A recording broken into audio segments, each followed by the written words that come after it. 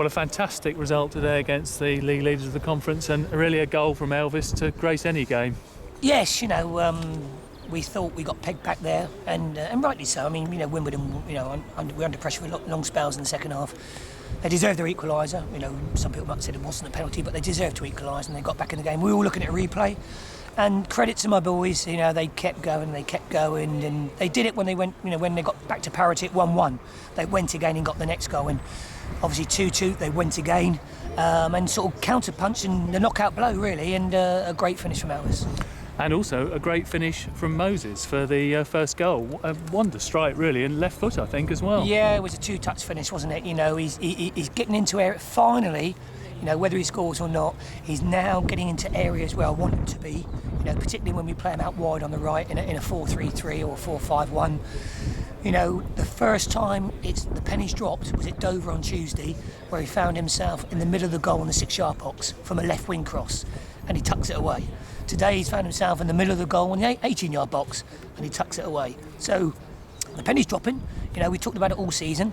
When he plays in that position, Moses, get in the box and score goals. Try and score goals with your head from 6 yards out. That way you'll be adding 10, 12 goals to your game. And I think the boy's getting it. And also on penalty duties today, and took it with absolute aplomb, didn't he? Well, that's what happens when you're confident, aren't you? When he was a confident boy, he started the game brightly, he got his goal, which obviously gave him great confidence. He played exceptionally well at Dover on Tuesday. He's got his game back in a tremendous first half.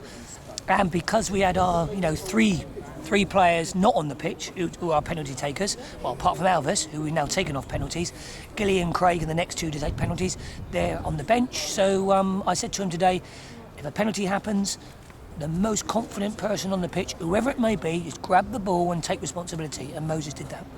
And did the game pan out as you expected today? Because obviously Wimbledon had long stretches of possession, but without really hurting us too much. Well, no. When we play that shape, we knew it was going to be a little bit like the Brighton game, because very, very good side, great depth of squad. I knew they would make a few changes. How many I didn't know, and I wasn't sure whether they were going to change their shape and actually go 4-4-2 today against us. But they kept to the same shape as we played, as they did against Luton, the 4-3-3. So both sides were matched up.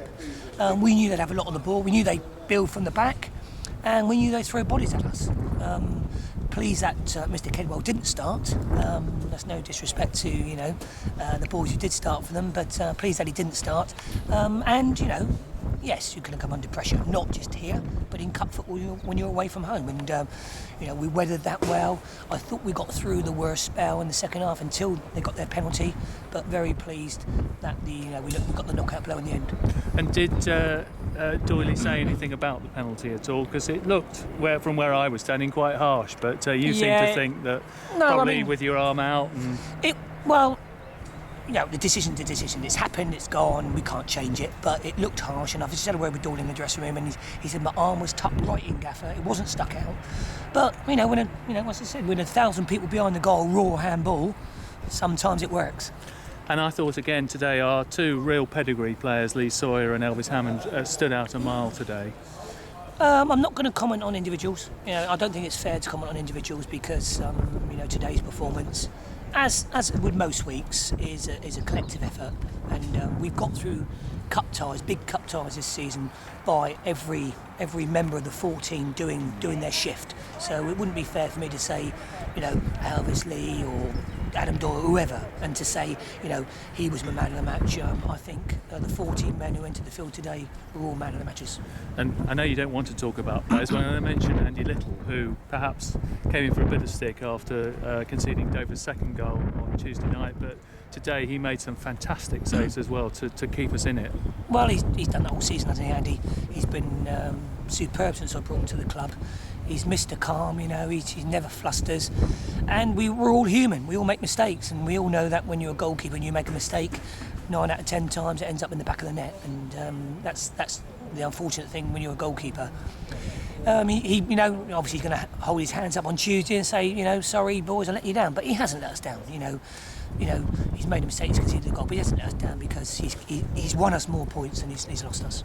I think, Graham, that puts us into the last 16 of the trophy, so presumably you'd like to go all the way if at all possible. We're all in the competition to go all the way, John. you know, on paper, the competition, you know, doesn't look as strong as it has in previous seasons on paper, because, you know, after all the ties today, you know, you're going to look and see that, you know, the top 8 of the conference are probably not in the competition, all 8 of them. So on paper, it looks, you know, as though it's up for grabs for a lot of teams. If you need to get to a final, you need to stay in the competition and stay in the hat. And we've done that today. So, you know, we're in the next round, and we're looking forward to it. Lovely. Well done on today, Graham. Fantastic Thanks, John. It's been a performance. pleasure. Thank you.